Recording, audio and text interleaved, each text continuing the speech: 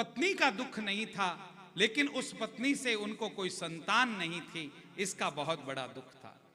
संतानहीन व्यक्ति की निंदा करते हैं शास्त्र, और पंडित जी शास्त्रों में बहुत विश्वास रखते थे। धनार्धम धर्म मार्गेण, अपना आधा धन उन्होंने धर्म मार्ग में लगा दिया कि मेरे संतान हो जाए, फिर भी उनको कोई संतान नहीं हुई।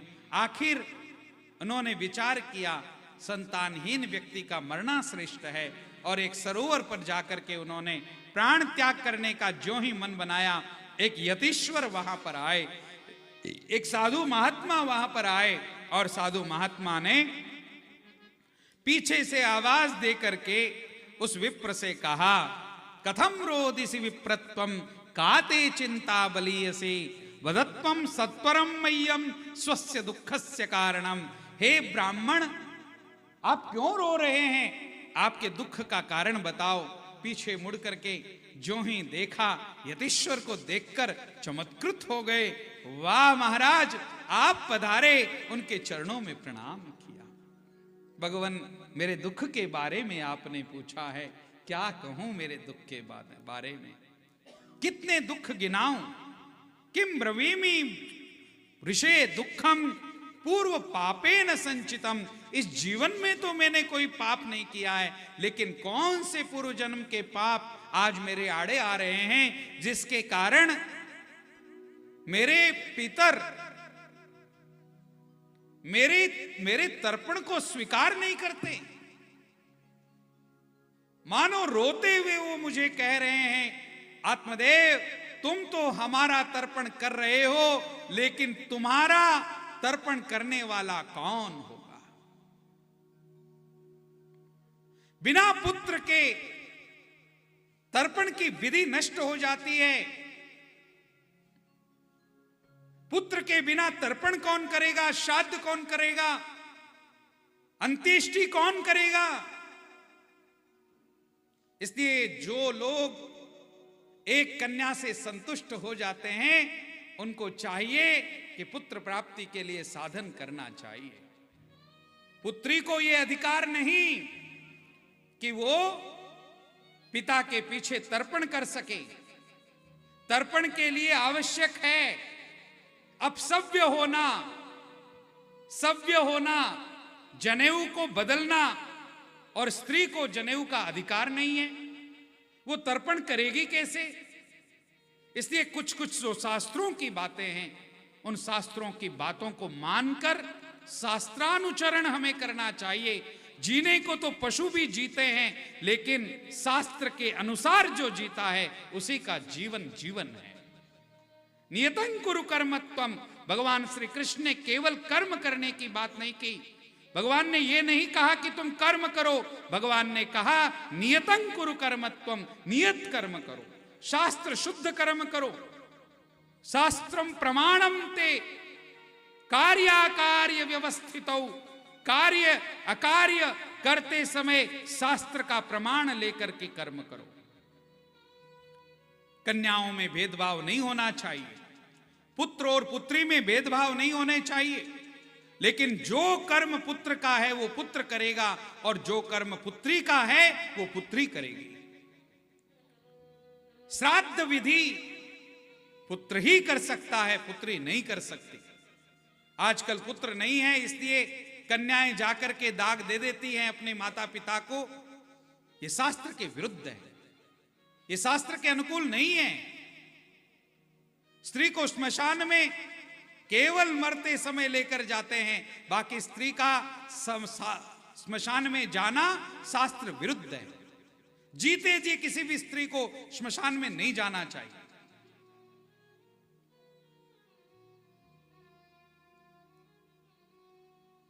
इसलिए पंडित आत्मदेव ने मन में विचार किया कि मुझे पुत्र नहीं है, इसलिए आज मेरे पितर तृप्त नहीं हो रहे हैं।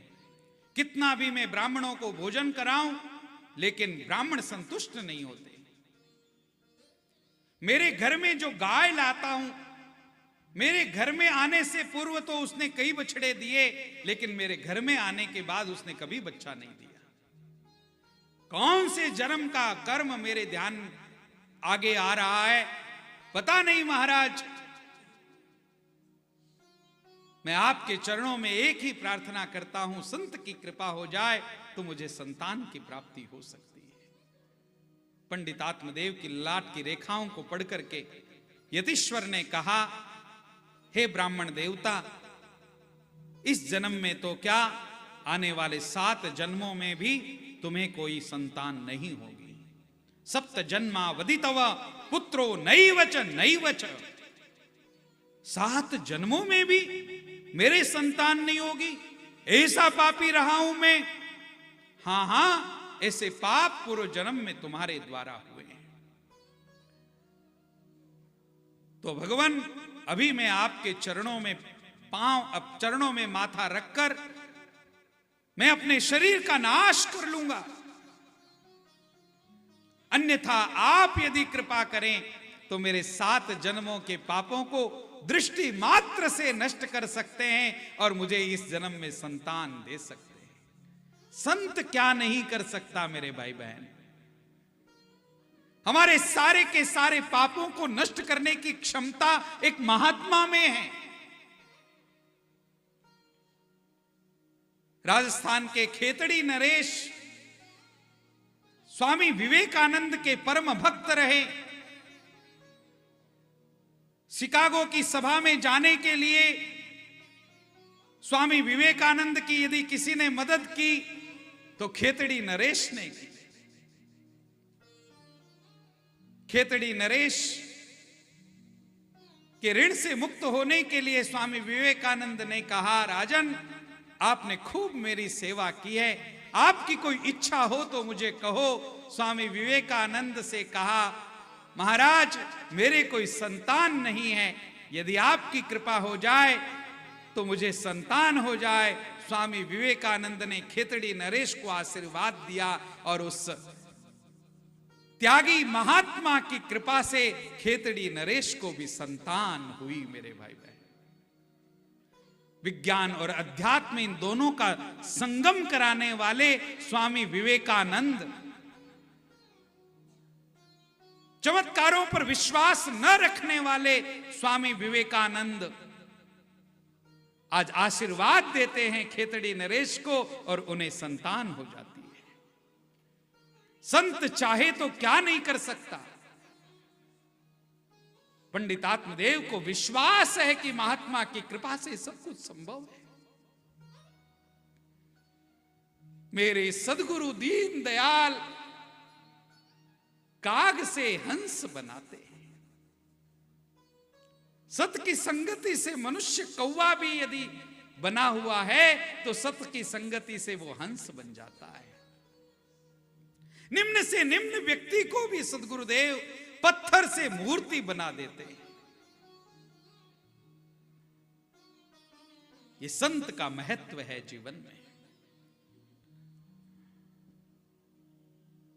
संत के चरणों में गिरा हुआ जो ही देखा उस ब्राह्मण को उठाया अपने दोनों हाथों से, झोली में से एक फल निकाल करके उसको अभिमंत्रित किया।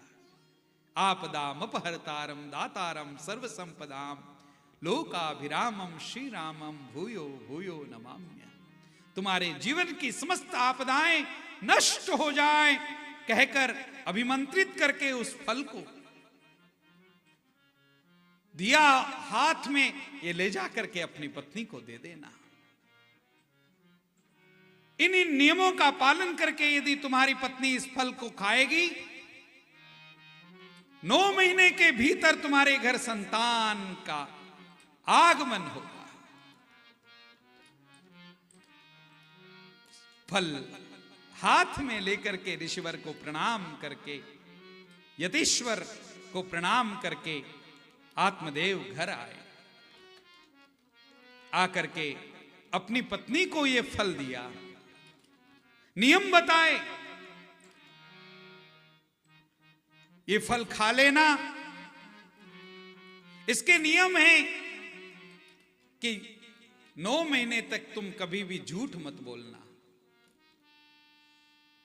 बिना नहाए कभी मत रहना, शुद्धता का ख्याल रखना,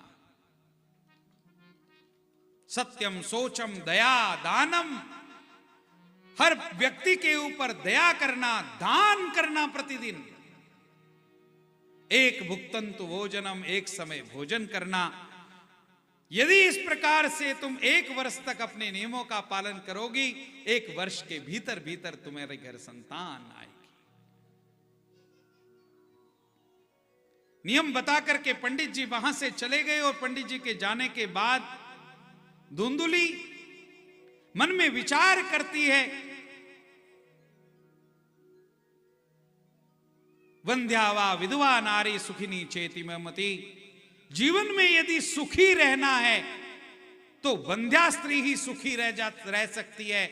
बच्चे वाली मां कभी सुखी नहीं रह सकती।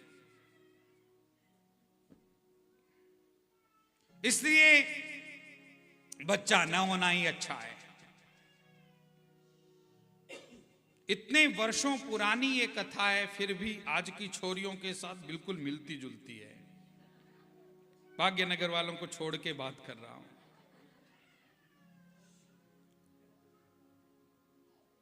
वो दत्तक लेने के लिए तैयार है, लेकिन बच्चा नहीं करना है। मेरा बच्चा नहीं होना चाहिए। और मां बने बिना स्त्री का स्त्रीत्व क्या है मेरे भाई बहन? भगवान ने स्त्री को स्त्री बनाया ही है कि वो मां शब्द सुने अपने कान से, और वो अपने बालक से सुने।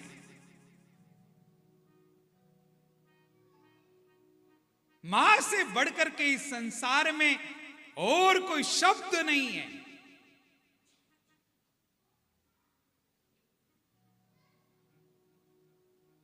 मां ये शब्द प्रेम से परिपूर्ण है। मम्मी नहीं, मम्मा नहीं, मां ममत्व से भरा हुआ शब्द है।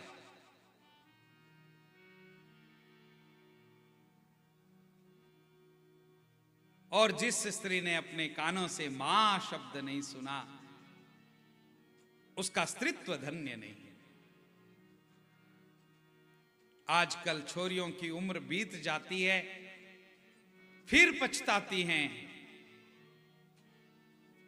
पहले तो सेठ हो जाएं जीवन में, सेठ हो जाएं जीवन में, फिर इस सेठ में सब कुछ सेठ हो ही जाता है, सब कुछ सेठ हो जाता है।